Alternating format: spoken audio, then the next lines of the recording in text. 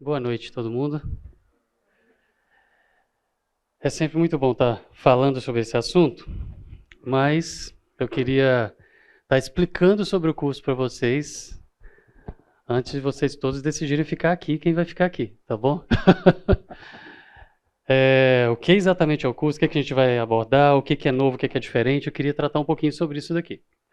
2006, para quem já assistiu essa história toda, em 2006, o Dawkins, que é considerado o Papa do ateísmo, lançou o livro Deus no Delírio, que é considerada a Bíblia, é intitulado, chamado de a Bíblia do ateísmo moderno.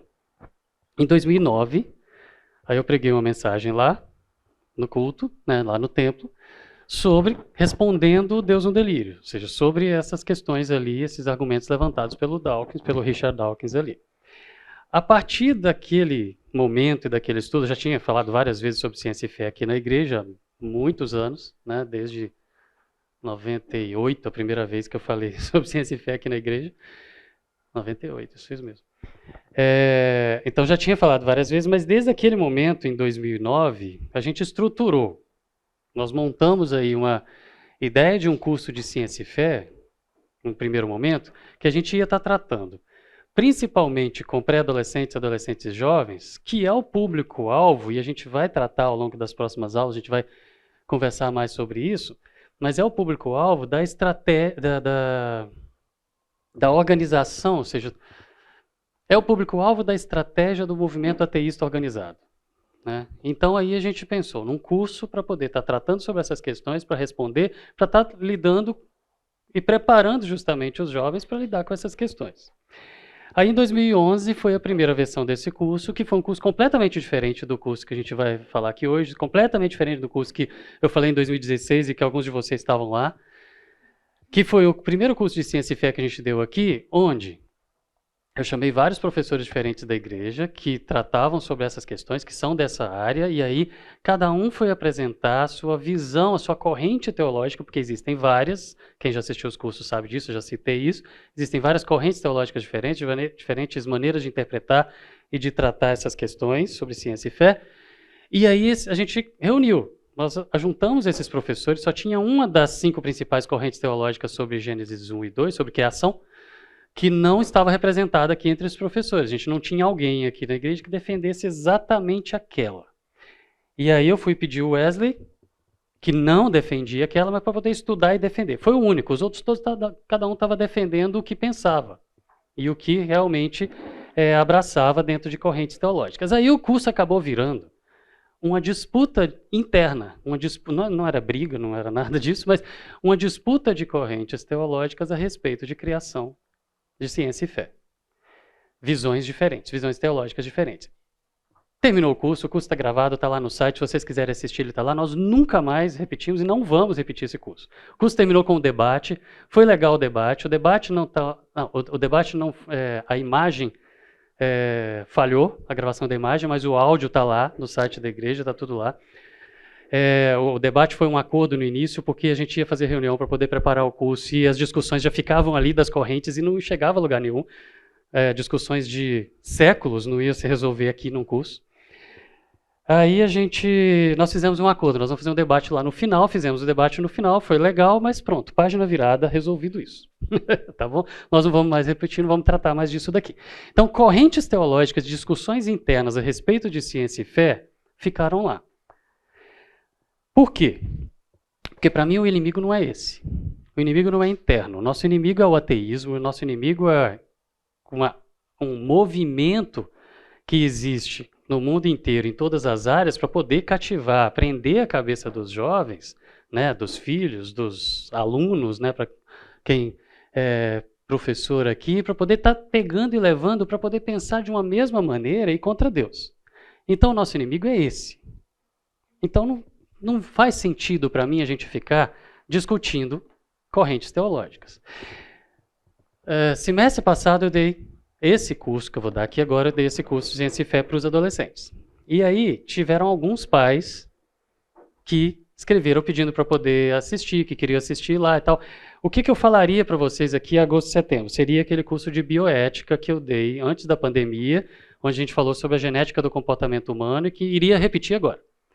Mas aí eu combinei com o Fábio o seguinte, falando, eu não quero mudar a linguagem do curso dos adolescentes porque eu vou ter os pais juntos. Então, dos adolescentes é para os adolescentes.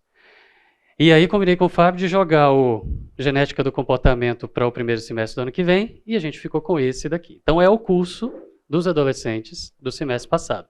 Que curso é esse? É o curso de 2016, que alguns de vocês assistiram. Nós estamos falando de ciência e fé. Pensando do lado da ciência, as coisas vão mudando, as coisas vão evoluindo, os assuntos vão surgindo, então a gente tem que atualizar. Então, não tem nenhuma vez que eu repito esse curso, e eu sempre falo isso, seja aqui ou seja em outras igrejas. Esse ano mesmo eu falei lá na igreja do Weber, no ano passado falei na igreja dele também, há pouco tempo atrás falei na igreja lá em Minas. Eu vou repetindo essas coisas e cada vez que eu leio, eu mudo alguma coisa. Eu prometi para a Adri que eu, por exemplo, não iria mudar nada para esse agora, porque eu falei, eu acabei de dar no primeiro semestre para os adolescentes, então assim, eu não vou mudar, eu só vou mudar a linguagem, o enfoque, porque é para os pais, né? Para os adultos. Aí, hoje de manhã eu acordei. E aí eu comecei a pensar em como que eu ia falar para vocês, falei, não. Aí de manhã, ao invés de ir para o culto, eu sentei ali na sala 4, eu mudei um monte de coisa, mudei. Então não é igual. Mas a estrutura é a mesma, os assuntos são os mesmos, os tópicos são os mesmos. De slides, eu tenho aproximadamente 30% dos slides diferentes, são novos, tem informações novas ou coisas que mudaram e eu atualizei. Mas, basicamente, estruturalmente, é o curso de Ciência e Fé que vocês viram em 2016. Não é o de Genética do Comportamento, esse vai ser no semestre que vem. Tá? Para quem assistiu de 2016, tem bastante tempo, mas para quem assistiu e lembrar, vocês vão ver algumas coisas que são iguais. Outras é o mesmo assunto, mas tem atualizações, está de uma forma diferente. Algumas que eu gastei uma aula inteira lá, estou gastando aqui agora 10, 15 minutos, e coisas que eu gastei pouquinho tempo, eu vou gastar muito. Por exemplo, essa aula de hoje eu nunca dei, porque ela é bem pessoal. Para os adolescentes, ela não foi gravada, porque para os adolescentes eu saí citando nomes. Para vocês aqui hoje eu vou falar fulano, beltrano, ciclano, eu vou citar os nomes, eu falei, tá bom, pode gravar, grava tudo. Mas para os adolescentes eu não deixei gravar a primeira aula porque eu estava citando nomes. Hoje eu vou tratar sem comprometer, então pode gravar. Mas, basicamente, então, o que eu queria que ficasse o recado para vocês é isso. Esse curso de 2016 não é o curso de corrente ceológica de 2011, não é o curso de criação e evolução que nós começamos a dar em 2020, quando a pandemia chegou. Covolan deu aula, na sequência eu dei aula nessa sala aqui. Eram 2 aulas seguidas, onde a primeira eu falei sobre origem da vida, na segunda aula eu falaria sobre evolução. Terminei de falar sobre a origem da vida, durante aquela semana veio a notícia que a pandemia chegou, no domingo seguinte estava tudo fechado, a gente não terminou esse curso, também não é ele. Então, por exemplo, origem da vida eu vou falar aqui em um slide, lá foi uma aula inteira, em 2020. Evolução eu vou falar em meia aula, lá era uma aula inteira. Então, assim, está compactado, está resumido, mas a estrutura é a mesma, né? Mas esse curso é o que a gente repete para os adolescentes de 3 em 3 anos. E a aula de hoje eu queria que, se sair daqui vocês... se a gente sair daqui hoje com vocês entendendo a importância disso para os adolescentes, para os filhos, para os alunos de vocês, para mim, eu estou satisfeito. Mas por que para os adolescentes é tão importante? Ao ponto de a gente repetir isso de 3 em 3 anos. Muda a geração. E o foco do movimento ateísta, que trabalha de maneira muito inteligente, de várias formas, é a cabeça dos adolescentes. Alguns exemplos que eu vou citar aqui, algumas situações aqui, se perdeu o time, já era. Passou dos 18, já era. Ah, está no Connect, já era. Porque ele já tem autonomia, já tem independência, já não precisa pedir para, ele vai, ele faz, ele decide, já era. Alguns dos exemplos eu quero tratar aqui hoje, né? Então, os adolescentes são o foco do trabalho do movimento ateísta, e é por isso que a gente repete isso para os adolescentes. Então, o que a gente está falando aqui hoje, como eu falei, não é nem o de 2011 nem de 2020, é o de 2016 e é o que de 3 em 3 anos a gente repete para os adolescentes, exceto a primeira aula, né? Da segunda para frente é exatamente o curso que foi para os adolescentes, e em relação a 2016 a gente tem 30% de informações novas aí, tá? Vocês vão ver coisas repetidas. Então, como que está estruturado o curso?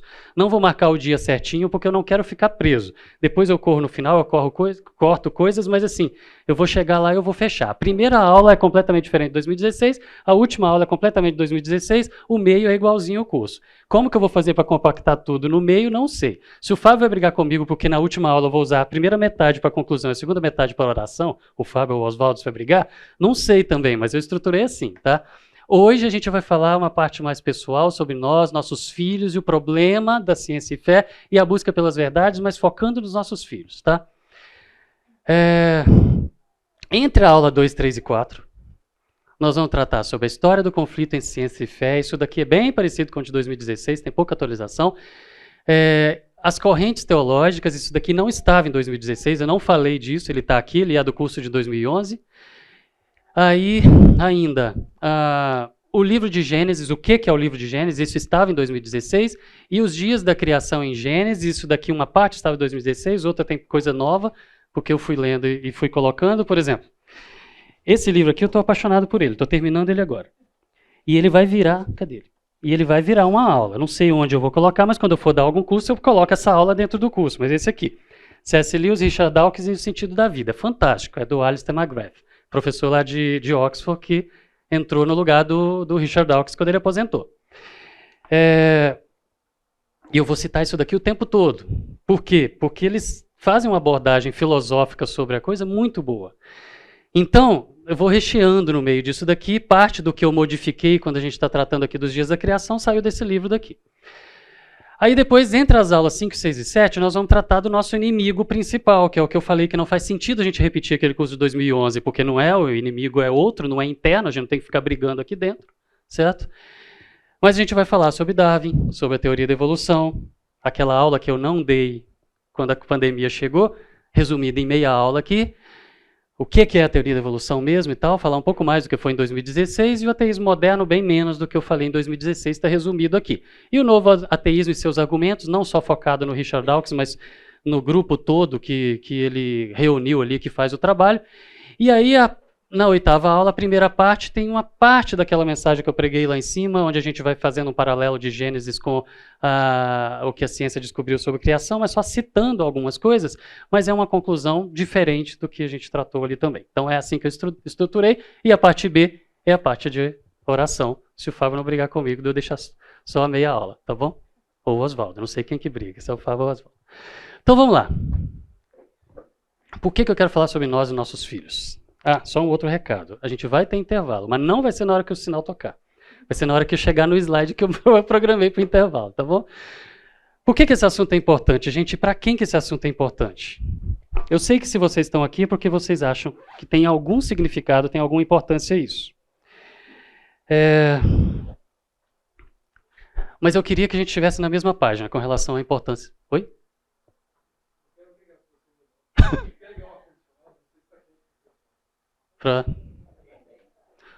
Pode ligar.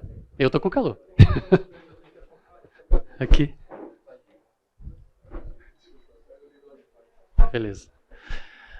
Bom, por que esse assunto é importante e para quem esse assunto é importante? Eu quero contar algumas situações de 3 ou 4 pessoas aqui, que eu não vou citar os nomes como eu falei, mas que, com exceção de um, são todos daqui da igreja, tá bom? Eles não se importam de falar, mas como vai ficar gravado, eu não vou colocar os nomes, tá?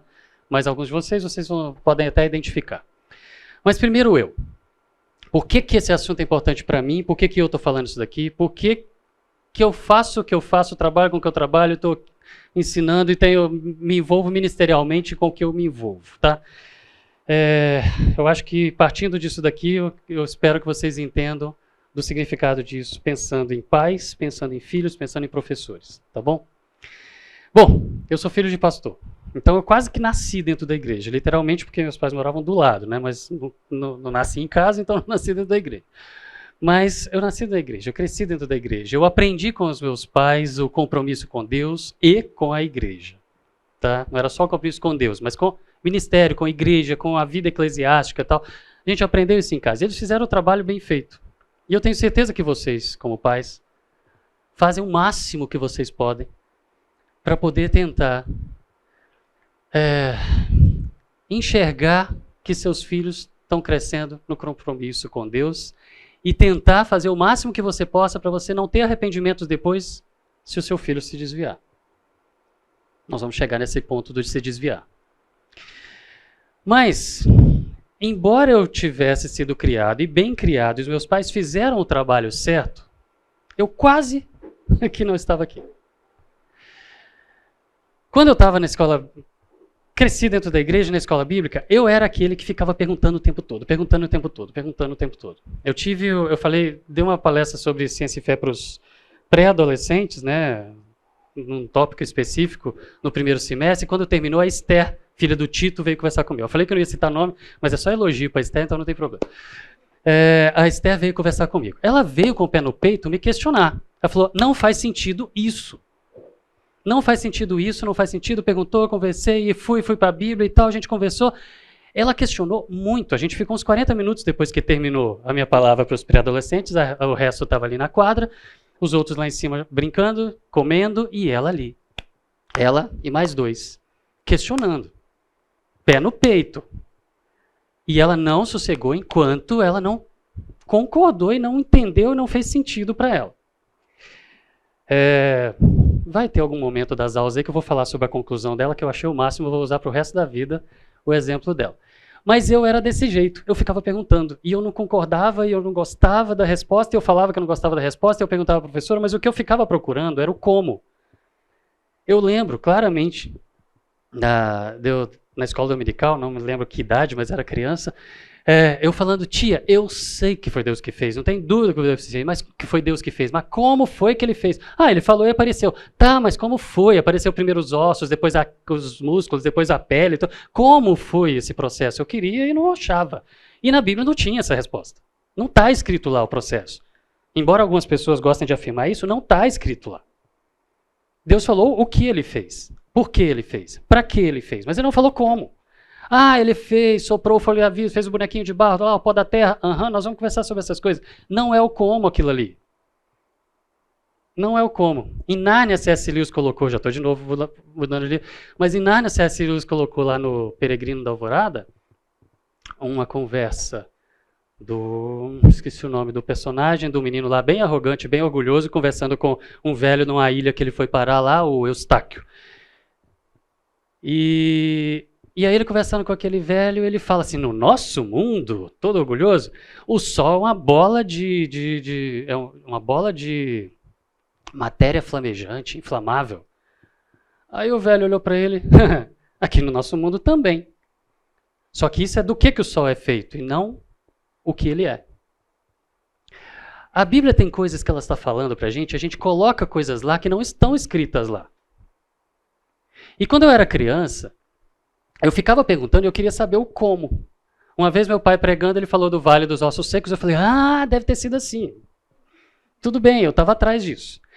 E aí, desde lá, de criança, eu decidi, mas eu decidi que eu iria crescer, que eu ia ser cientista para poder, não para poder trabalhar como cientista, mas para poder aprender o como, para poder vir para a igreja, para poder ensinar para as crianças, para os adolescentes, para os pré-adolescentes, o como responder as perguntas que os professores não respondiam porque eu ficava agoniado com aquilo. Então eu decidi ministerialmente com o que eu queria me envolver quando era criança, porque os professores não respondiam como. Tá? No fim das contas acabou virando isso. Mas, quando eu estava na quinta série, no mundo sem internet, eu vi essa imagem, não é uma imagem como essa, eu vi esta imagem aqui. Né? A gente só tinha acesso às coisas quando vinham para a gente, você não tinha como ir atrás. Né? E essa imagem de uma célula, para mim, me fascinou. Aí a professora lá na quinta série ensinando que a célula é a menor porção dos seres vivos, que são os tijolinhos que você monta, todos os seres vivos, uma planta é assim, um animal é assim, eu sou assim, formado por essas mini estruturas que são vivas como os seres vivos são, que tem mini órgãos, os organoides, as organelas, etc. E tal. Eu achei o máximo, eu fiquei fascinado com isso, e tinha essa coisa preta ali no meio que chamava núcleo, que ela falou que era central de comando, e eu perguntei, e eu levantando a mão, porque eu gostava de levantar, e ela tentando me ignorar, e eu levantando a mão, e aí Terezinha é o nome dela, o que tem dentro do núcleo? E ela, Welby, não tem nada de importante. Aí eu virei geneticista, entendeu? Porque eu saí inconformado, porque eu sabia que a central de comando não era o que não era importante. Ela não nem para me falar que era DNA. Tudo bem que eu ia perguntar o que era o DNA que estava lá dentro. Mas assim, Gente, então as professoras não me responderam o como na escola bíblica e eu falei, eu vou ser cientista para eu poder responder o como e tentar ajudar quem está em crise. E na quinta série a professora não me falou o que estava dentro do núcleo e eu me tornei geneticista. Certo?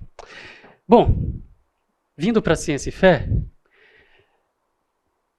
essa curiosidade, esse monte de perguntas, me fizeram começar a duvidar das coisas. E aí o meu pai começou a me dar livros para ler. Infelizmente, todos os livros naquela época que estavam em português, aqui está a capa em inglês, mas eu li a versão em português. Os livros que estavam em português eram todos baseados nesse livro aqui. O que existia em português sobre ciência e fé era tudo de uma das 5 correntes teológicas apenas.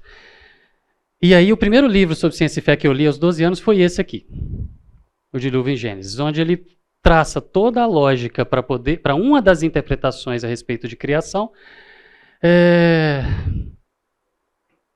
baseado no dilúvio, falando que tudo que a ciência descobre hoje é fruto do dilúvio, etc. e tal.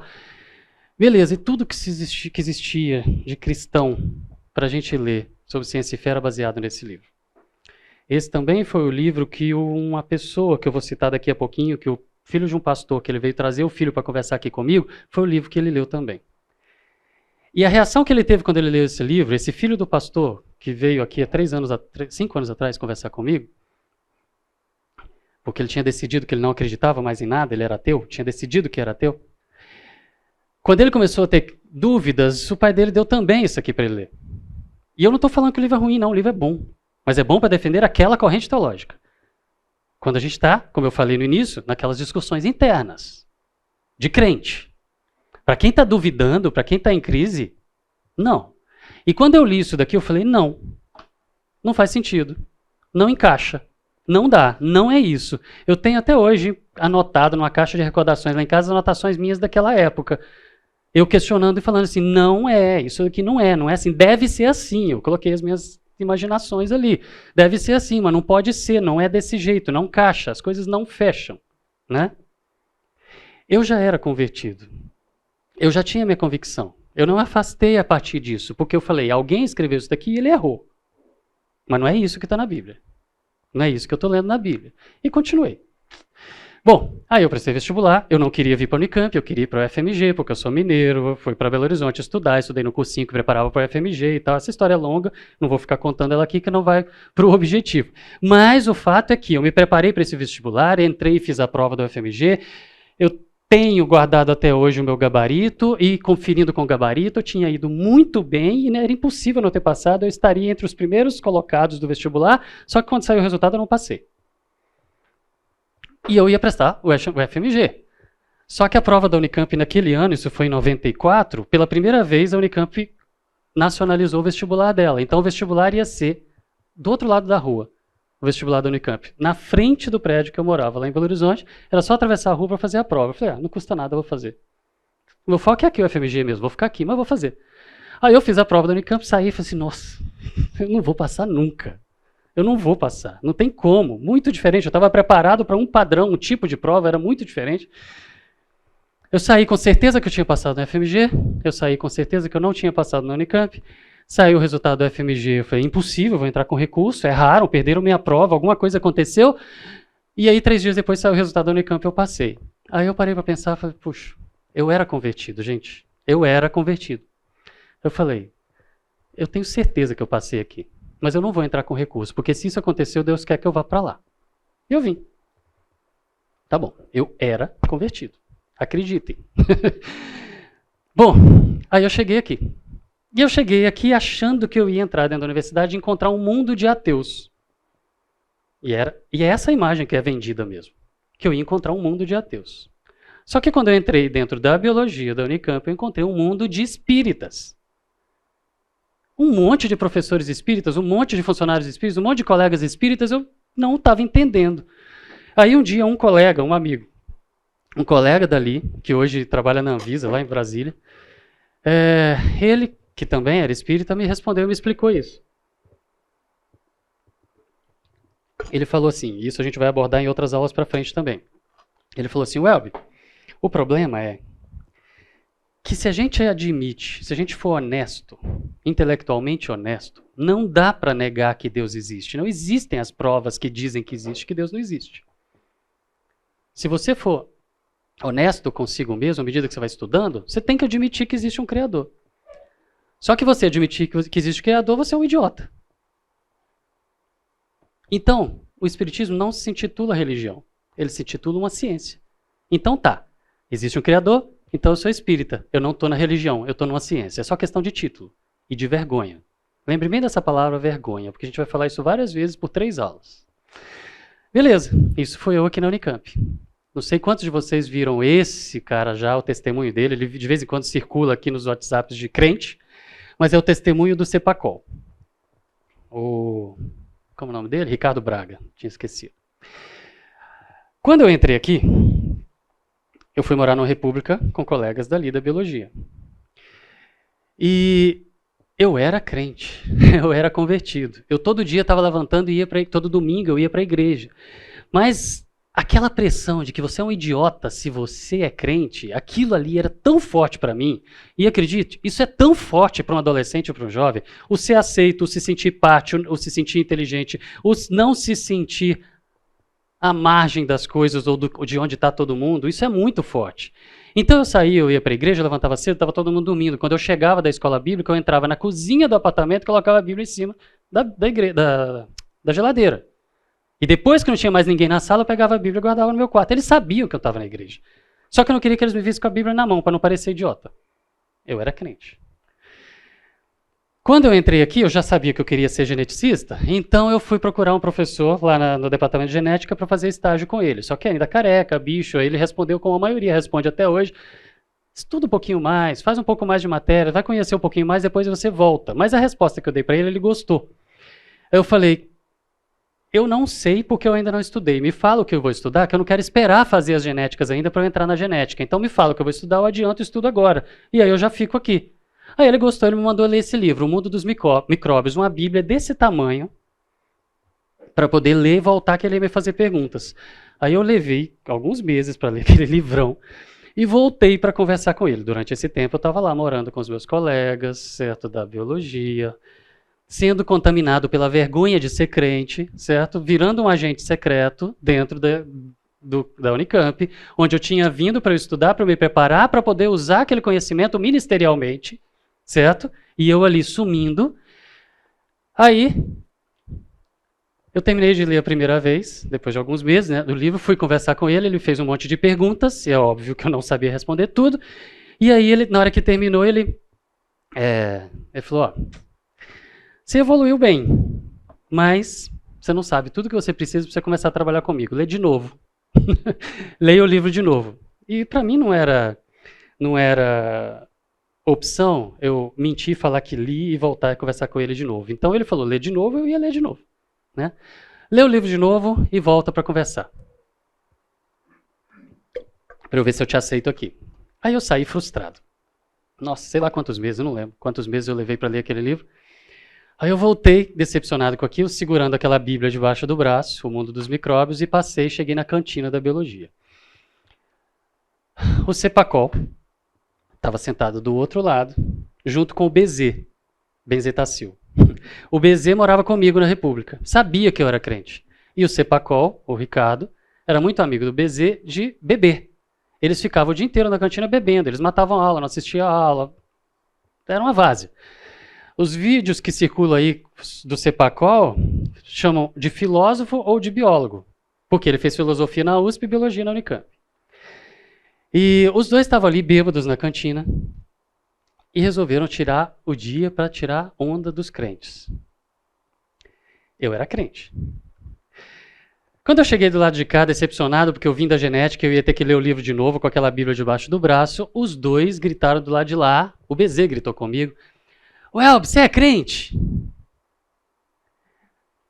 Saiu na hora a resposta.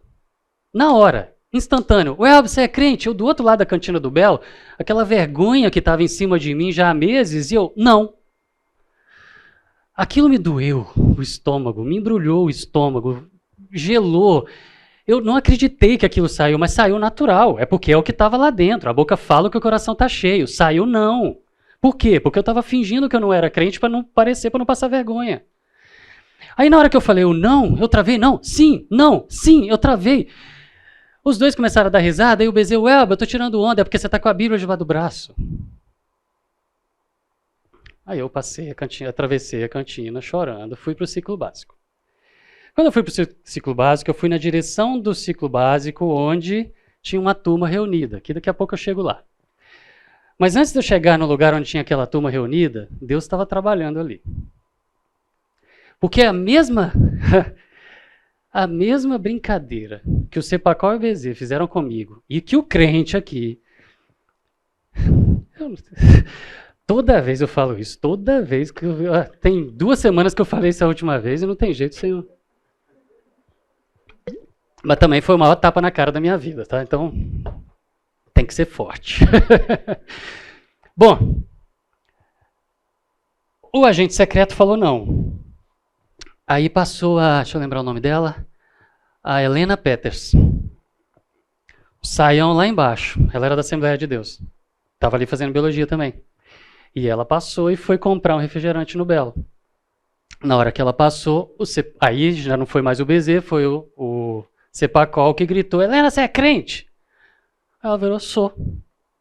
E continuou e foi para lá. Aí levantou, como que você é uma bióloga e crente? Não é possível, não existe isso, cientista não pode ser crente, que não sei o que. Foi bêbado falando com ela, ela virou para ele. O testemunho dele é enorme, tá? Se vocês procurarem no Google, fala filósofo ou biólogo da Unicamp que se converteu lá, vocês vão achar esse cara aqui, essa imagem vocês vão achar. E aí ele, gritando com ela, gesticulando, e ela olhou para ele e falou, o dia que você estiver sóbrio, você me chama para conversar que eu te explico por que eu sou crente. Ela era crente. Hã? Foi na mesma brincadeira. Foi no mesmo momento. Deus me deu uma pedrada e uma pedrada nele. Não, ele não sabe. Eu já me planejei várias vezes para poder ir na igreja dele, eu nunca fui. Ele é pastor da Assembleia de Deus aqui em Paulínia, eu nunca fui na igreja. Eu vou lá conversar com ele algum dia. Mas o fato é o seguinte, eu respondi não e a Helena respondeu sim. Eu respondi não e Deus me deu uma pedrada e eu fui para o ciclo básico levar outra. Que daqui a pouco eu falo. Mas ela falou, sou, no dia que você estiver sóbrio, eu vou te explicar. E ele assumiu que ela era o alvo, e ele ia desviar aquela menina, ele ia fazer aquela menina cair na realidade e virar ateia como ele, mas hoje ele é pastor da Assembleia de Deus aqui em Paulínia. Ele não namorou com essa menina, não casou com ela, era o objetivo dele, mas ele se converteu. Deus começou a trabalhar ali, naquele mesmo momento. Bom, como eu falei, fui para o ciclo básico. Quando eu fui assistir a reunião do Querigma. Por quê? O Querigma era um grupo cristão que, desde que eu estava na fila da matrícula, eles me deram um panfleto chamando para aquelas reuniões e eu, porque eu tinha vergonha de ser crente, de ser visto como crente, mesmo que eu estivesse ali conscientemente, racionalmente, me preparando para atuar no ministério, mas eu queria ser agente secreto. Então, eu ia para lá, mas assim, se a reunião fosse no Gramado, eu não ia para não ser visto. Mas se era lá no ciclo básico 9, né? No CB9, eu ia para lá porque era fechado, para poder ficar ali dentro, agente secreto e tal. Eu não ia para a reunião, eu não estava comprometido, os meus amigos não eram eles, os meus amigos eram da biologia, não eram dali, os amigos cristãos e tal. E eu fui para lá, porque eu levei uma pancada tão grande que eu fui assistir a reunião. Fui para a reunião do Querigma. E aí esse cara estava lá, mais conhecido como esse cara aqui hoje, que está aqui daqui da igreja. Vocês podem ver que é exatamente a mesma pessoa. O Wagner. E o Wagner estava lá dando um estudo com o título Floresça onde está plantado. Vou usar a expressão que o Lucas, meu filho, usou essa semana, quando ele voltou do discipulado. Que pedrada! Nossa! Eu falo não na cantina, com medo de ser crente, e eu chego e ouço o recado falando, onde Deus te colocou, você tem que florescer. Aqui, eu já tinha me convertido, eu já era salvo, mas aqui eu me comprometi com Deus. Por causa dessa pedrada. Beleza, por que eu comecei de mim? Aí em 98, uma mãe levou um jovem na república que eu morava, aí eu não lembro se... Não, o Fábio chegou em 99. Em 98, uma mãe levou um jovem daqui da igreja. Hoje ele está aqui de cabelo branco, com filho, vai lá, todo mundo já está de cabelo branco, né? Mas ela levou esse menino que estava fazendo biologia para poder conversar comigo lá na República, porque ele estava fazendo biologia na Unicamp e ele estava em crise e ele estava achando que era ateu, que não acreditava mais nada, de que não fazia mais sentido o que ele tinha aprendido dentro da igreja. E aí a gente sentou para conversar. No fim das contas, ele foi morar lá. E no fim das contas, a gente ficava noites conversando. Mas não saía das discussões técnicas, até que um dia a gente conversou, a gente teve uma conversa, onde eu acho que a melhor analogia para falar isso é, que eu gostei, do C.S. Lewis falando, que foi só trocar a lente. Vamos analisar as coisas com as lentes de Deus? E é o que eu vou procurar fazer nas próximas aulas. Vamos só analisar a mesma coisa. Você olha para o Sol, que é uma bola de gás flamejante, mas só que você olha para ele, e não do que ele é feito, mas o que ele é. Vamos olhar para as coisas com o significado delas. Porquê das coisas? Resolveu. Foi uma conversa. Resolveu. Aí, 15 anos atrás, em 2008, duas jovens aqui da igreja foram conversar, já era lá o templo. Terminou o culto, me chamaram para conversar. Aí, as duas sentaram. Aí uma delas olhou e falou assim, Welby, as duas fazendo biologia no Unicamp, também. Alguém mentiu para mim. E aí uma delas desabou a chorar e falou, alguém mentiu para mim. Ou meus pais mentiram para mim. Os pais criaram direitinho, gente. Como vocês estão criando seus filhos, como eu estou criando meus filhos. Os pais criaram direitinho. Mas ela estava em crise, ela falou, alguém mentiu para mim. Ou tudo que eu aprendi aqui está errado, ou tudo que eu aprendi lá está errado. Mas só que eu não vejo como tudo que eu aprendi lá está errado, porque faz sentido, é concreto, tem prova, eu estou vendo. Eu estou vendo. Até ali eu já tinha tido trocentas conversas, eu estou citando só alguns exemplos, eu selecionei alguns para falar, mas eu sempre tenho essas conversas com jovens em crise, eu enxergo, por mais que eu dê aula, eu adoro dar aula, então, mas eu enxergo que o meu ministério é isso, que eu decidi desde lá de criança, mas é isso, é ter essas conversas, é ter esses papos, é ajudar nisso. Então, eu tive aquela conversa que depois de muitas e muitas e muitas conversas com o primeiro lá da República, falou, não, vamos trocar a lente? E aí nessa conversa com elas, de meia hora, 40 minutos ali depois do culto, aquele choro virou tranquilidade, falou, tá bom, resolveu. Você não precisa de um curso, você não precisa de um monte de conteúdo, você não precisa de aula, você não precisa de coisa profunda. É só trocar a lente. Resolveu, estão aqui. Tá casada, tá com os filhos, tá criando os filhos, tá envolvido no ministério, estão aqui. Aí há 5 anos veio o filho do pastor, que eu falei, que eu comentei. Amigo do Tutuí. Pegou o filho dele, que tinha decidido que era ateu, que os pais criaram direitinho dentro da igreja. E que era envolvido no ministério, mas o filho decidiu que não acreditava mais. Por quê? Porque começou a fazer perguntas e não estava achando as respostas e as coisas não estavam fazendo sentido. Aí ele conversou com o Tutuí, o pai conversou com o Tutuí, que era amigo, o Tutuí falou que a gente ia ter um evento que eu ia estar falando sobre esse assunto aqui, num congresso dos... nem chamava Impulse na época, dos adolescentes. E, não, 5 anos atrás, acho que chamava Impulse, sim, não sei, chamava, né?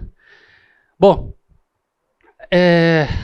aí ele veio, entrou em contato, conversou pelo WhatsApp, falou, vou levar meu filho, queria conversar com você, porque aconteceu isso, ele decidiu que ele não quer mais nada, que não acredita em mais nada e tal. Aí o menino chegou, depois que eu terminei lá a palestra, a gente sentou ali na cantina da Maluxa, e sentei ali, e a gente conversou ali, bateu um papo ali de uns 40 minutos sobre vamos trocar a lente, vamos analisar as coisas com as lentes de Deus, vamos olhar para as mesmas coisas, não vamos derrubar tudo, destruir tudo e construir de novo. Não precisa de você acabar com a ciência e fazer uma ciência nova. Não precisa de você negar todo... Não, vamos só olhar para as mesmas coisas com as lentes de Deus. Resolveu.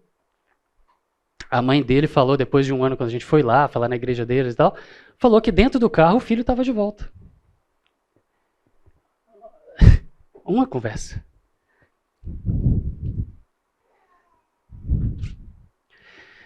A gente pode esforçar pra caramba a vida inteira com os nossos filhos. Nada vai garantir que eles vão ficar firmes.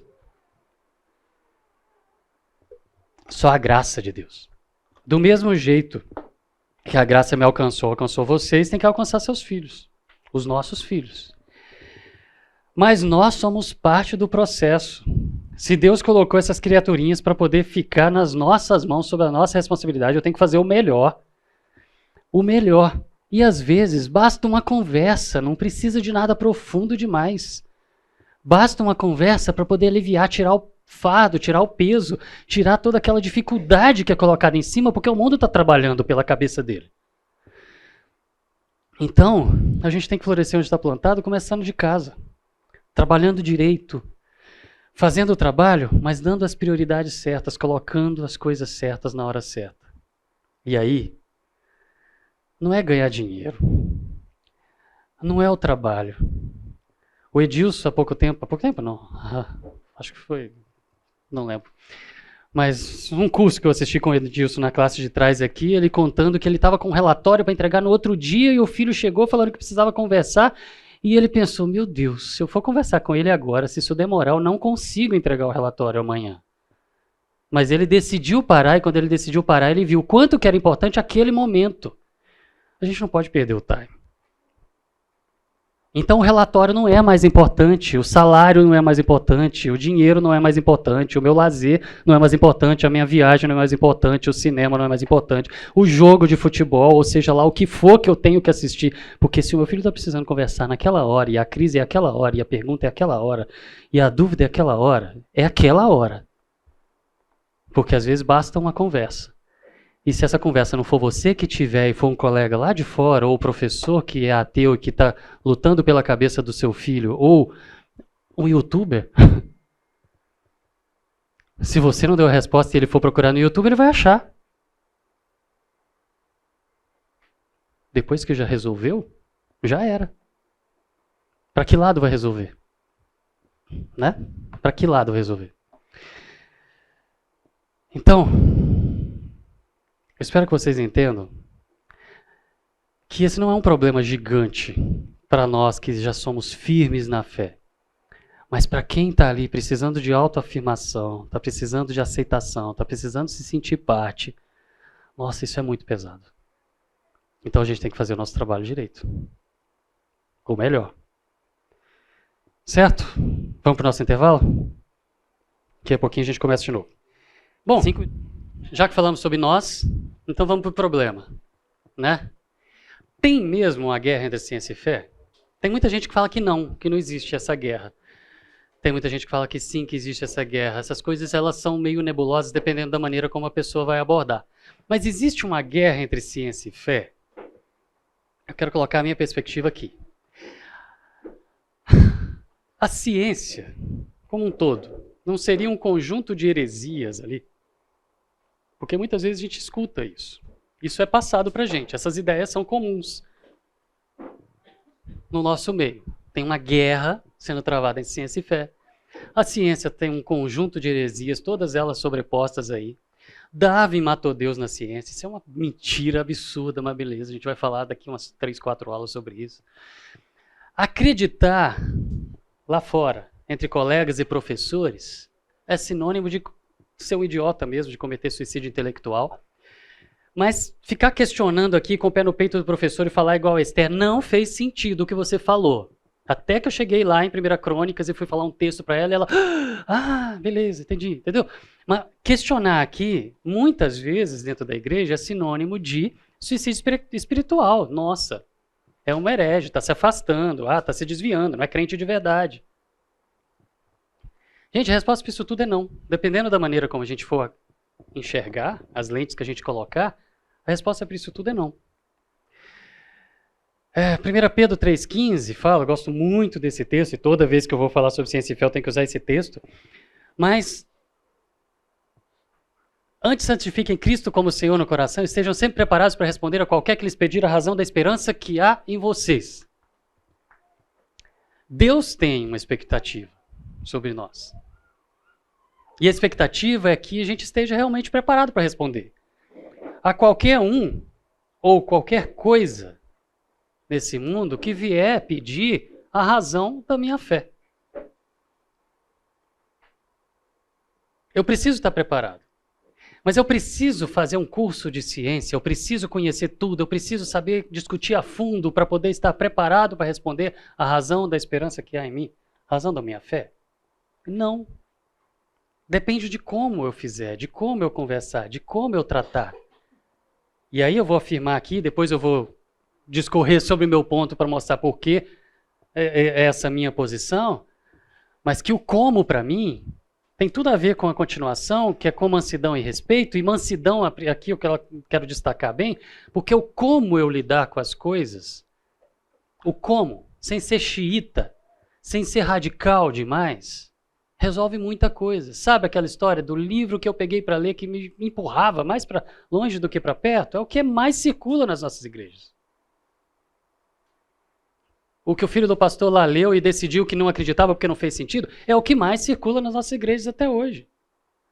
Joga mais para longe do que para perto.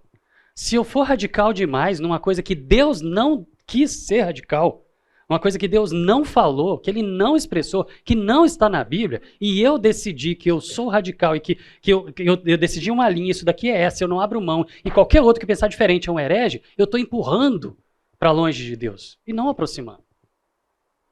A gente vai tratar mais disso.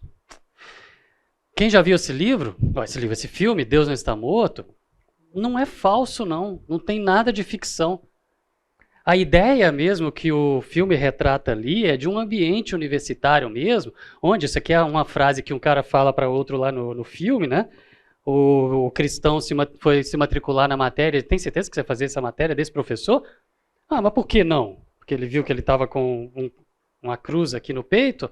Ah, você é cristão, né? Então, você vai lá assistir o curso desse professor, pensa num coliseu e pessoas torcendo para sua morte, é aquilo ali. É assim mesmo.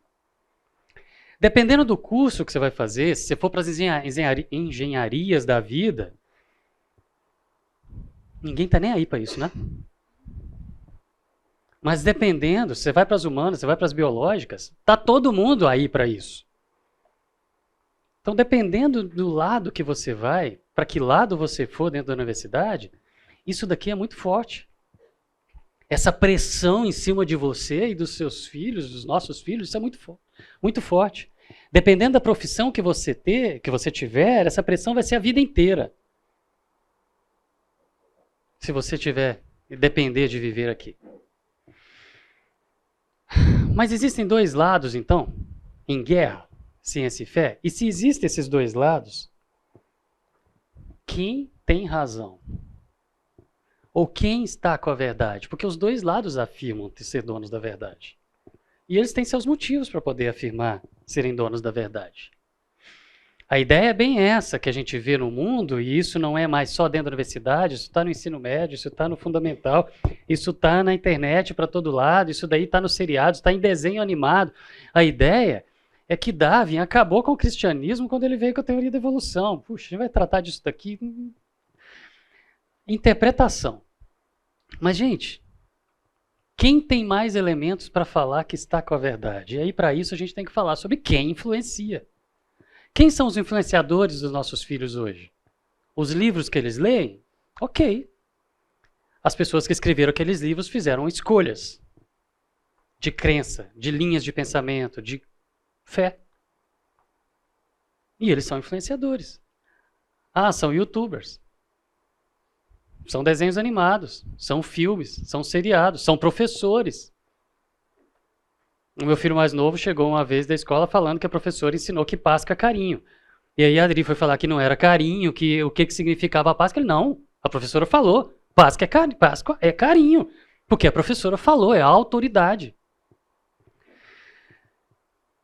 Agora, sejam quais forem os influenciadores, de qual caminho está vindo a influência para os nossos filhos, vamos considerar o seguinte, é lógico, existem pessoas que são influenciadoras e que eles têm realmente um plano maquiavélico ali por trás e vou fazer isso porque eu quero realmente trazer para o meu lado. Tal. Mas, gente, esquece esses aí que eles são exceção. A maioria das pessoas que querem nos convencer de alguma coisa, eles querem nos convencer porque eles acham que aquela é a melhor visão de mundo. Certo? Né? Para qualquer lado que for, tem os argumentos. E a pessoa ela acredita que aquela é a melhor maneira de interpretar e de viver, ou de agir, ou de comer, ou de votar, né, de decidir, de o que for. A pessoa ela acredita mesmo naquilo. E ela tem certeza e plena convicção de que se ela te convencer, ou convencer o seu filho, a pensar como ela está contribuindo para a sociedade, porque ela está trazendo para ele algo melhor. Então não é diabólico na cabeça dela. Ela está simplesmente fazendo o bem. A maioria dos influenciadores estão com boas intenções, mesmo. Tá? Vamos considerar isso. Esquece o diabinho. Estão com boas intenções. Tá? Só que não é porque tem boas intenções que são donos da verdade. Não é só porque eles acreditam, e para a gente é óbvio a gente falar isso, mas só que para o mundo inteiro não é. Não basta ter boas intenções para poder ser ser uma chancela de que aquilo é verdade. Mas se existem, então, disputas pela mente dos nossos filhos, certo? Ou dos nossos alunos, seja como for, dos nossos amigos, dos nossos familiares, das pessoas que podemos influenciar à nossa volta, se existe essa disputa, né, de argumentos para um lado e para outro, nós podemos estudar e aprofundar para poder trazer argumentos ou simplesmente ajudar a trocar a lente, mas como que a gente vai ajudar alguém a escolher em quem acreditar nessa disputa pela cabeça dele? O problema que existe entre ciência e fé, que a gente vai tratar nos próximos domingos, ele está muito mais na forma do que no conteúdo. Então não é tanto eu ir fundo no meu conhecimento para eu poder conseguir ajudar, mas é muito mais na forma. É esse o ponto que eu quero pegar até o final. 1 Coríntios a gente vai encontrar o quê? Considerando que na sabedoria de Deus o mundo não conheceu por meio da sabedoria humana, foi do agrado de Deus salvar os que creem por intermédio da loucura da proclamação da sua mensagem. Loucura. É assim que nós somos vistos. Então, sabe aquela pressão de que você é um idiota se você crê? Então, 1 Coríntios. A Bíblia já está cheia disso. É assim mesmo. Para um adolescente isso é pesado? É, mas se a gente preparar os nossos filhos para poder, você vai passar por isso. E vão te chamar de louco. E vão te rir de você. E você for preparando para que ele enfrente aquilo ali, independente da profundidade do conteúdo, se ele for alguém que gosta de cavar fundo, de ler muito ele vai pegar os detalhes para poder, ele vai ter argumentos para poder ter discussões longas. Mas se ele não quiser ir fundo também, de todo jeito, a vergonha pode fazer com que se afaste, independente da profundidade do conhecimento dele. Conhecendo muito ou pouco, a vergonha faz afastar. Então a maneira como a gente vai lidar e tratar com os nossos filhos, e tratar com a chacota, com a tiração de onda, ou com essa maneira de nos enxergar como loucos, como idiotas, certo? Vai nos ajudar a enfrentar situações. Essa tirinha eu recebi em 2016, eu usei lá no outro curso em 2016 mesmo, eu tinha acabado de receber a tirinha quando eu dei esse curso, certo? E ela retrata muito bem a maneira como a gente é visto dentro da universidade. Ou na escola, ou dentro do ensino médio, como for, certo? Como nós somos vistos pela sociedade. Né? Ciência contra todo o resto. Enquanto está a multidão caminhando e se depara com a necessidade de respostas, a maioria vai escolher respostas simples, mas erradas e vai para o abismo. E aí eu recebi isso numa lista de e-mails de um professor, numa lista de e-mails do departamento, que depois eu fui conversar com ele. Só com ele, né? Só eu e ele, não em público. Mas fui conversar com ele e falei, poxa, você está sendo incoerente, né? Porque ele é super espírita. Super acredita em tudo. Na casa dele cheio de imagens de tudo quanto é religiões que você possa imaginar. Mas se porta como ateu. Por quê? Porque parece ser inteligente. E aí eu fui conversar, falei, pô, você jogou isso aqui? Ele nunca mais fez essas piadinhas lá. Mas aí eu conversei com ele, colocando o seguinte, do mesmo jeito que você está vendo aqui a multidão indo para o abismo porque escolheu respostas simples, mas erradas, segundo você, aqueles poucos que pegam um livro e vão ler, vão estudar, e seguem o caminho solitário, longo, tortuoso da ciência, porque essa é a ideia, mas do conhecimento profundo que a ciência traz, correto, e que vai sozinho, diferente de toda a multidão, mas vai sozinho, mas ele tem a verdade. Esses são os cientistas? É essa que é a ideia? Aí eu fui colocar para ele o seguinte, e quando chegar lá no final? Está fazendo a curvinha e está indo para o mesmo lugar. E quando chegar lá? Que diferença vai ter? Gente, o mundo quer que a gente acredite que nós somos idiotas, não somos inteligentes se a gente crê. O mundo quer que a gente acredite que nós somos loucos se nós cremos. E é isso que a Bíblia já fala. O mundo quer que a gente acredite que a ciência tem resposta para tudo. Não tem. Não tem. A gente acabou de viver uma pandemia. Vocês viram o tanto de que as coisas iam para um lado, iam para o outro, iam para o lado, iam para o outro, iam para o lado? Né? E até hoje, essas discussões vão continuar para o resto da vida. Até hoje. Eu continuo recebendo perguntas falando, aconteceu tal coisa, foi por causa disso? Não, não foi, a estatística não mostra isso. Ah, mas eu estou vendo um monte de notícias, sim, porque você está num grupo que só fala disso. Mas olha a estatística, olha a estatística. Gente, as coisas elas não são tão concretas assim na ciência. Quando você vai para números, você consegue ter as coisas mais concretas, mas é muito difícil, na maioria das afirmações que a ciência traz, você ter números e estatísticas para poder você provar. E aí fica na base da especulação. Afirmações e conclusões sem estatística são especulação. Se você tem a estatística e você prova matematicamente, beleza. Mas olha, quando a ciência prova alguma coisa, aquilo vira lei. Quantas leis vocês conhecem? Vocês passaram pela escola, quantas leis tiveram? São poucas. Bom, o problema entre ciência e fé é a forma. E a forma que o mundo traz é tiração de onda. Lá no curso de 2016 eu fui passando por todas elas e tal, contando as historinhas. Não, eu estou resumindo porque eu vim trazendo mais conteúdo, então estou tendo que resumir as coisas. Então tem vários slides que eu pus vários num só, assim, para eu poder falar. Mas o ponto é tiração de onda. É tiração de onda o tempo todo, é tiração de onda o tempo todo. É num desenho animado, é num filme, é num seriado, é na escola, é na frente de uma sala de aula. Alguns anos atrás, não vou citar. Quem? Uma pessoa aqui da igreja chegou para falar, trouxe a filha para poder conversar comigo, porque ela falou que o professor falou com ela, e ela foi embora da escola chorando, porque o professor falou com ela. Essa ideia de Deus a sua mãe tirou de trás da orelha. É assim. Então você é um idiota, você não é inteligente, você não consegue pensar, você não tem raciocínio, você não tem inteligência se você crê. O problema é a forma, não é o conteúdo. O conteúdo é raso. Não tem. Quando a gente for ver os argumentos, a gente vai ver que não existe. A afirmação é sempre, Deus não existe, a ciência prova isso. Não existe prova, não existe nenhum. Aí você fala, não, peraí, elas são fracas, né? Pelo menos tem argumento. Não, não tem.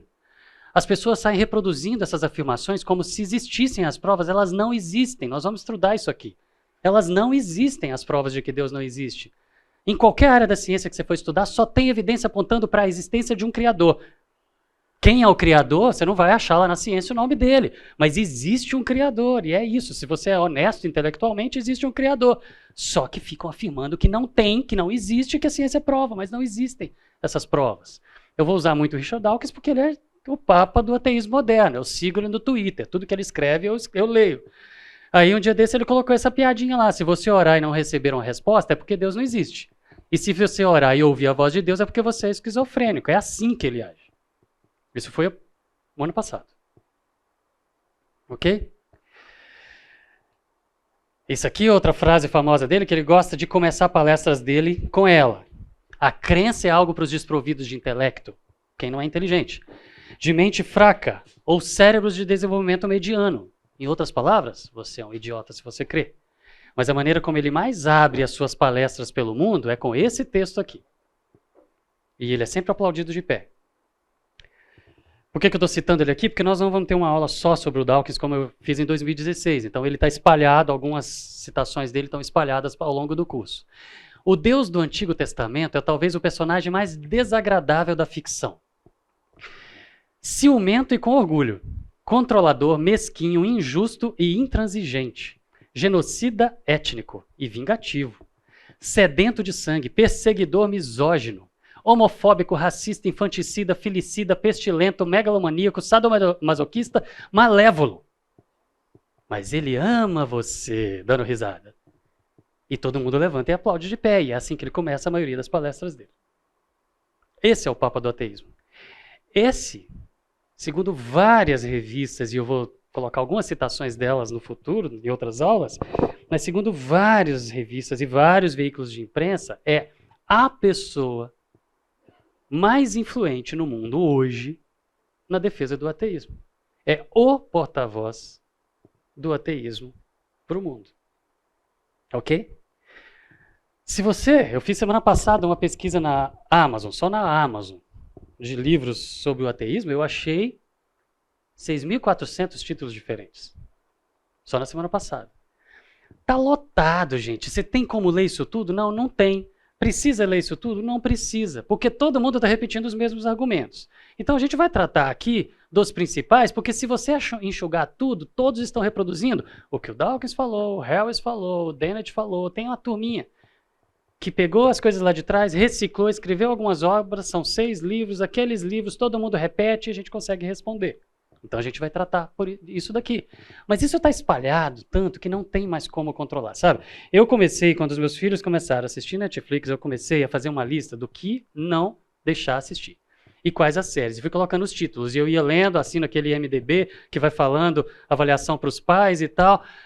E aí eu fui colocando a lista, fui colocando a lista, chegou num ponto que eu falei assim, não tem jeito.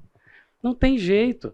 Não importa a idade, não importa o filtro que você coloque, que idade você coloque de filtro ali, está espalhado, as ideias elas vêm sutis, entendeu? Um desenho inocente, mas num episódio ele vai tratar de algo que vai fazer parecer idiota aquele que crê, o crente que está batendo na porta, é o que é motivo de chacota, é o que vai dar risada, o povo que está indo para a igreja são os bobos, e as coisas vão sendo trabalhadas desde pequeno, assim, para a gente poder entender que nós somos idiotas. E para os nossos filhos também se tirem vergonha quando chegar lá, naquele momento, como eu citei, as histórias ali de alguns, certo? Isso está espalhado para todo lado. Então a gente não tem o que fazer. Nós temos que trabalhar, então, o nosso emocional. Nós temos que trabalhar, então, o emocional dos filhos. Nós temos que trabalhar a firmeza e a mente. Porque senão, se você for para conteúdo, né, não tem como você ficar lendo tudo e respondendo tudo. Mas você tem como pegar os argumentos macro e responder todos eles. Troca a lente e o resto vai tranquilamente. Resolve, né? Mas a ideia é que a humanidade evoluiu e não precisa mais de Deus, não precisa mais de religião. Vamos acabar com a religião, certo? Quem mantém sua fé em pleno século XXI é o idiota. É um tremendo de um idiota. 1 Coríntios, de novo aqui, a mensagem da cruz é loucura para os que estão sendo destruídos. Sim, eles estão no caminho deles, que é natural deles. E quem saiu daquele caminho, e nós estamos tentando resgatar e ajudar, ser instrumentos de Deus para poder resgatar, trazer os outros de lá para cá, eles olham, você está doido? É assim mesmo. A Bíblia já retrata isso. Mas quando os argumentos não vão só para o lado da tiração de onda e chacota, aí vem para apelar para a emoção. Ah, a religião é responsável pelas maiores mazelas da humanidade. Isso a gente vai falar de alguns números também, isso eu não cortei para esse curso aqui agora. Que é bem interessante, é bem gritante a diferença entre o que os seriados falam, gente, e o que os números mostram. E aí a estatística é ótima. Está tudo registrado, é histórico. O que os seriados falam e mostram para a gente trazem uma ideia sobre religião, sobre a história da religião, sobre as mazelas que a religião fez na humanidade. Aí quando você vai para os números, puxa... Isso é que é verdade? Está lá registrado, não é crente escrevendo, é historiador escrevendo. Mas, você acha que a maioria das pessoas vai atrás das respostas? Não, porque teve conversas com os amigos, com os colegas, com os professores, já convenceram, já resolveu, pronto. Vai atrás. O material ateísta está crescendo vertiginosamente, está multiplicando, multiplicando, multiplicando. Então, assim, você não respondeu, perdeu o time. Seu filho não achou as respostas? Ou você não trouxe, não se esforçou, não manteve seu filho nos ambientes onde ele vai estar sendo alimentado com o que é que edifica, e ele achou as respostas aqui, resolveu, fechou a porta, não vai abrir, não vai querer escutar, não vai querer tratar mais desses assuntos, talvez já tenha passado, mas o material ateísta está crescendo cada vez mais. E os argumentos são sempre reciclados, são sempre os mesmos, sempre os mesmos. A gente vai passar por eles aqui, falando que a nossa fé é peça de museu é algo arcaico, que devia ter ficado lá na Idade Média, certo? Que nós somos loucos, como a Bíblia mesmo já fala que vamos ser taxados de loucos mesmo, certo? Que o que a gente faz é loucura. 1 Coríntios, de novo, 3,18, não se engane, se algum de vocês pensa que é sábio segundo os padrões deste mundo, você tem que se tornar louco para você ser sábio de verdade. Porque a sabedoria desse mundo é loucura aos olhos de Deus. Então, se você quiser ser visto como parte, você é louco aos olhos de Deus. Você tem que ser visto mesmo como alguém menor. Ou a expressão que normalmente é usada aqui dentro da Unicamp, você tem que ser visto como idiota útil para que você não seja louco aos olhos de Deus. Você tem que ser visto como louco mesmo pelo mundo, como idiota útil mesmo para o mundo, para que você esteja realmente sendo sábio aos olhos de Deus. Bom, e o problema maior são os nossos jovens. Principalmente os nossos adolescentes. Por que os nossos adolescentes? Esses números que eu estou falando, que eu estou mostrando aqui, são 2020, 21, 22, tá? Pesquisas saem todos os anos com estatísticas sobre o abandono da fé, Brasil, Estados Unidos, isso aí sai todos os anos, então eu atualizei os números aqui, mas os argumentos não mudam, os motivos não mudam, só os números que vão variando, porque a coisa vai piorando. Mas hoje, no Brasil, de 52% a 70% dos jovens das igrejas abandonam a fé quando? Quando completam 18 anos. É sempre na faixa ali dos 18 anos. Passou a adolescência, não precisa mais pedir o pai para poder, já dirige, já sai e vai para onde quer ir, não precisa do pai buscar e levar. Ou não precisa do pai bancar, porque ele já está trabalhando, ele já tem dinheiro para bancar suas próprias contas, ou pelo menos ele acha que tem, certo? Abandona a fé. A maioria. A estatística nossa aqui, ela é bem menor, eu creio que é porque a gente conversa abertamente sobre isso. Desde criança está falando sobre essas coisas. E a gente não está escondendo o mundo dos nossos jovens. Mas a gente vai ver aqui as respostas do motivo desse distanciamento, é porque as igrejas escondem. No Brasil, 87% se declaram católicos ou evangélicos, certo? Isso é uma das pesquisas, a outra está no outro slide que ele fala 90 e poucos por cento, é um pouco mais. Mas só que a metade deles acham que o temor a Deus é importante. Ou seja, fala que é cristão, mas só metade fala que temer a Deus é algo importante. Gente, só 25% deles, 24%, teriam coragem, liberdade, se sentir livre para questionar. Estou com dúvida, não estou acreditando, não está fazendo sentido. Ou seja, a vergonha, que é a estratégia do mundo para poder ganhar a cabeça dos jovens, está aqui dentro também. Se a gente não deixa eles questionarem, a gente não deixa eles falarem, a gente não conversa abertamente sobre isso, a gente está fazendo eles terem vergonha de questionar aqui também. E aí?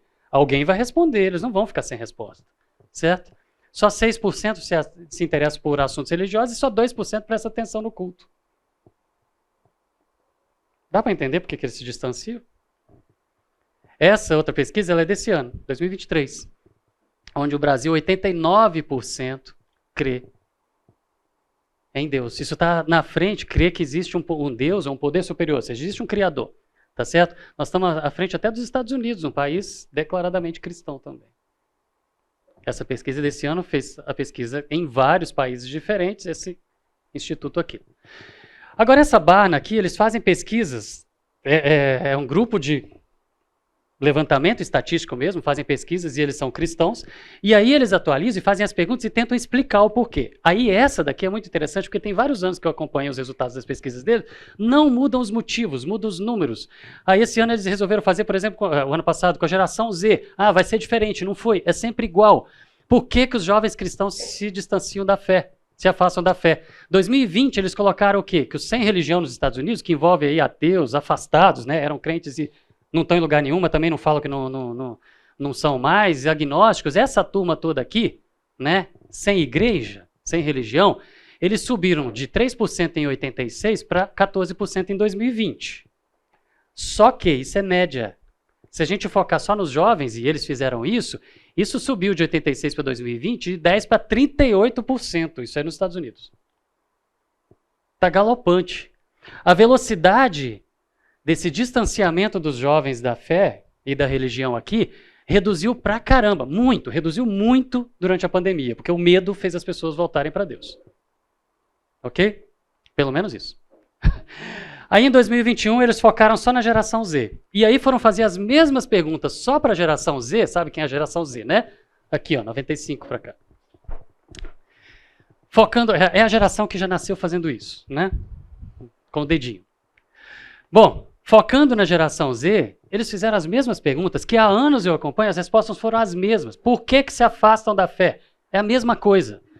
É a mesma coisa. Desde 86, as respostas são as mesmas, os motivos são os mesmos. Por que que os jovens se afastam da fé? Não interessa se ele apertava botão analógico ou se ele já é da era digital. Afasta da fé porque os pais ou as igrejas são superprotetoras e não deixam que eles questionem. Não deixam que eles demonstrem suas dúvidas. Número 2, e aqui é em ordem, tá? Ou seja, a resposta mais dada foi a número 1. Em segundo lugar é a número 2, tá? A experiência do cristianismo deles na igreja é superficial. A ideia que está nos textos lá, são textos, né, que eles vão escrevendo muito, descrevendo isso, daquelas coletâneas, meus pais me levavam para a igreja, eu era obrigado a ir, eu ficava lá sentado, eu não entendia nada que estava, e depois ia embora para casa, e durante a semana não fazia diferença. Durante a semana parecia que a gente não era crente, a gente era crente só para poder ir na igreja no domingo assistir. Então a religiosidade vazia. Não tem envolvimento, não tem amizade, a amizade é muito forte nesses textos, nesses levantamentos. A amizade e os amigos são daqui, então ele fica. As amizades e os amigos não são daqui, é mais fácil sair. A estatística mostra isso. Contra a estatística é difícil argumentar, gente. Só que os argumentos 3 e 4, os motivos 3 e 4 já estão focados na ciência. As igrejas são antagônicas à ciência, não pode falar de ciência porque isso é coisa do diabo. Ou então a igreja é hostil com quem manifesta dúvida a respeito de questões relacionadas à ciência. Teve um colega meu, esse eu cortei essa parte dele aqui do curso, então eu vou citar aqui. Mas teve um colega meu que ele foi conversar lá no sul, perto de Porto Alegre, a cidade que ele morava. Os pais cristãos, professores de escola bíblica, até hoje, lá, diácono, estão lá, e ele cresceu dentro da igreja, e ele, quando estava na adolescência, começou a ler, questionar e falar, puxa vida, os dias de Gênesis não foram de 24 horas, não é possível, não foi de 24 horas, são dias de eras, de muito mais tempo e tal. E ele foi com essas ideias achando, mas ele foi olhar, puxa, a palavra Yom também pode ser traduzida por tempo, né? Não precisa ser 24 horas. Na igreja estão ensinando que foram de 7 dias, de 6 dias de 24 horas, mas, pelo que eu estou lendo, não parece. Não parece que foi isso. E ele foi falar com o pastor achando que isso não tinha problema nenhum. E o pastor dele pegou a Bíblia dele, bateu na cabeça dele e mandou ele embora. E falou, sai daqui com essas ideias hereges. E ele virou espírita. Ele virou espírita. Ele não se afastou da ideia, da crença no Criador. Mas ele se afastou da igreja, rompeu com a igreja. E tem vários assim. Romperam com a igreja. Gente, metade dos argumentos, os principais argumentos para essa turma toda que se afasta de Deus quando chega na juventude, 2 dos 4 argumentos são relacionados à ciência. Então existe um problema assim entre ciência e fé, certo? E os outros 2 são por causa dos pais, certo? Ou das igrejas, né? Experiência superficial ou não deixar falar sobre o assunto, como se quando eles saíssem para o mundo esse assunto não existisse lá. Quando eles saem para o mundo, eles ficam deslumbrados. Então o problema, gente, estou acabando, tá? Nós não vamos atrasar. O problema é que se metade dos motivos para afastarem da fé está relacionado à ciência e fé, então existe uma guerra assim. Tá? Existe uma guerra entre ciência e fé. Tá? Na minha opinião, eu já dei aula, deve estar até gravado falando que não, mas eu mudei de opinião. Tem sim. Tem sim. O problema, na verdade, está na forma, o problema está na estratégia, mas tem sim uma guerra. Só que não é uma guerra entre a ciência e a religião como um todo, mas é entre indivíduos. E o problema está ali na estratégia. Ou seja, a ideia que é passada para a gente é que ciência está relacionada a fatos comprovados, tendo ou não estatística, tendo ou não provas, tendo ou não números para poder demonstrar. Basta vir da ciência que é fato. Gente, quantas vezes vocês já viram a ciência falar uma coisa e depois de um tempo falar outra? Se não tem prova, se não tem estatística no meio, esquece. Só que passam para a gente que a ciência está relacionada a fatos. Veio de lá, comprovado. E a religião é fé. E a fé é cega, porque é a certeza das coisas que não se veem. E essa ideia traz para a gente de que nós estamos falando de esferas colidentes e não coincidentes. Essa expressão foi cunhada, e ela é muito usada no assunto ciência e fé, pelo Stephen Jay Gould, um judeu professor de Harvard, que morreu em 2006, que foi a maior autoridade em evolução depois do Darwin. E era judeu. E ele defendia que existia como você viver com ciência e religião juntas. Sim, você podia manter sua fé e dar aula de evolução em Harvard. Ok? Só que ele falava que ele lidava com isso como esferas colidentes e não coincidentes. Então assim, sou e sou. Mas eu não vou misturar as duas coisas, senão vai dar tilt. Ok? Mas é essa a ideia que é passada para a gente mesmo. Se você quer juntar as coisas, você não vai conseguir. Mantém separado. Vive duas vidas, ok? Porque ciência é fato e religião é cego. Tá? Só que o problema é que essa guerra é travada por indivíduos. Indivíduos que... Oi. Isso é uma afirmação ou você está dizendo que eles disseram? Ali, ó. O quê? Ciência, fato, religião é fé cega? Sim. Isso é afirmado. Isso é afirmado. É o que é afirmado. Isso, é o que é afirmado. Estou falando o que é afirmado. Certo? Não sou eu afirmando isso, não. Não. A guerra é travada, gente, por indivíduos. E nós vamos ver aqui nas próximas aulas que você precisa de muito, muito, muito mais fé para ser ateu do que para ser crente. De todo jeito tem fé. De todo jeito é uma fé que crê e da fé que não crê. Mas de todo jeito tem o passo de fé. E você precisa de mais fé para não crer do que para crer. Só que o mundo fala que quem tem fé é só quem crê. Quem não crê tem fatos. Só que eles não existem. E a gente vai tratar disso aqui, tá bom? O problema, então, é que esses indivíduos e seus seguidores fazem as suas escolhas de fé, sem chamar de fé. O campo de atuação deles é a cabeça dos jovens. Por quê? Porque eles conseguem ser influenciados e ter vergonha e ser manipulados, certo? E depois que eles resolvem, ganham o mundo. E a estratégia de ação é ridicularização e menosprezo. Como a gente já viu aqui em outros textos, sempre foi assim, é assim e vai continuar sendo assim. Em Oséias, o meu povo é inclinado a desviar-se de mim. Lá no Velho Testamento, no Novo Testamento, mantendo a fé e a boa consciência de alguns que rejeitaram e por isso naufragaram na fé, lá em Timóteo. Essa tendência a se afastar sempre existiu e vai continuar existindo, porque o mundo jaz no maligno, está destruído, está degradado, o diabo está aqui, está lutando pela nossa mente. E a dos jovens é mais fácil de levar. E Timóteo, falando sobre o futuro, nos últimos tempos apostatarão alguns da fé. Essa tendência de se distanciar vai continuar. A gente não vai mudar essa estatística, gente. Mas a gente pode trabalhar ao nosso redor com aqueles que a gente pode influenciar. É esse o ponto. Então, o abandono da fé, ele não acontece porque tem argumentos profundos, difíceis. Não. Quando a gente for falar sobre os argumentos, e aí sim são muitos deles repetidos com o curso de 2016, vocês vão ver que são coisas, às vezes, até engraçadas, elas são simples. Mas é o que tem. Não existem argumentos fortes o suficiente para poder provar que Deus não existe. Na verdade, não existem nem fracos, não existem. Os argumentos que existem, eles são simples de tratar. Você não precisa de fundo. Então, o abandono da fé não é por causa de argumentos fortes. O abandono da fé é por causa da estratégia que ataca um pré-adolescente ou adolescente no ponto que é sensível para eles. Certo? É a crítica, é o menosprezo, é a ridicularização, é lidando com quem precisa de trabalhar a autoimagem. E é esse o recado que eu queria que ficasse hoje para vocês, de que uma conversa ajuda. É só a gente não ser radical. Uma conversa ajuda. Eu só não posso ser xiita. Tá bom? Vamos orar? Dri, você ora pra gente? Senhor, te agradecemos por mais esse tempo que o Senhor nos proporcionou. Obrigado, Senhor, porque através da tua palavra podemos receber a orientação que é a verdade, Pai. Que o Senhor nos capacite, nos instrua e que possamos, Pai, ter essa sensibilidade e também uma vida genuína para refletindo isso, Senhor, para as pessoas que estão próximas a nós, especialmente aos que precisam de estar firmando sua fé, Pai.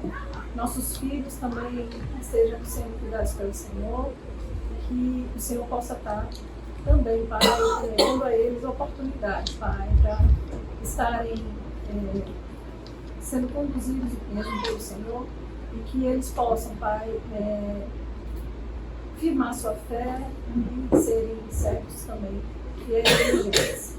Muito obrigado, Pai, por esse tempo e porque o Senhor nos proporciona essas oportunidades.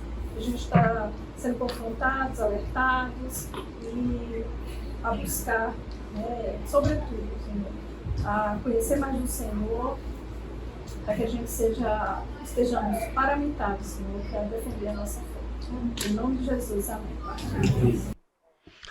Gente, até semana que vem.